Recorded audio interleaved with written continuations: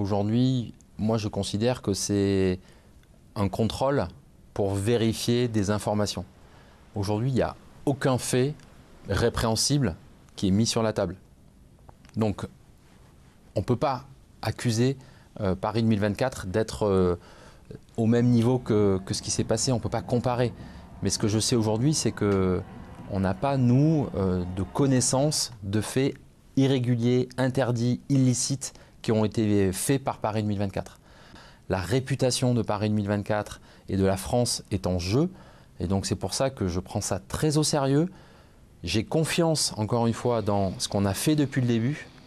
Et je veux qu'on reste très attentif à ça. Je sais qu'il faut qu'on soit extrêmement discipliné et très rigoureux parce que le risque, il existe. Il y a tellement de prestations, il y a tellement d'acteurs que, comme vous le dites, on ne maîtrise pas tout le monde. Il y a des gens aussi qui gravitent autour. On n'est pas forcément en direct, en direct avec eux. Mais quelque part, l'image des jeux va être associée à chaque côté négatif. Donc, moi, je prends ça très au sérieux. Je coopère avec tous ces organes de contrôle.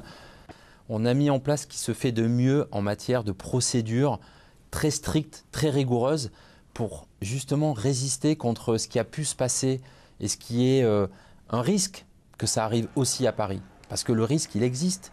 Il y a tellement d'entreprises, il y a tellement de gens qui doivent travailler pour réussir les jeux qu'il y a un risque. Du coup, nous, mon enjeu, c'est de mettre en place des procédures très dures, très rigides, pour que personne ici à Paris 2024 ne puisse décider tout seul d'attribuer un marché à une entreprise. La décision, elle est toujours collective.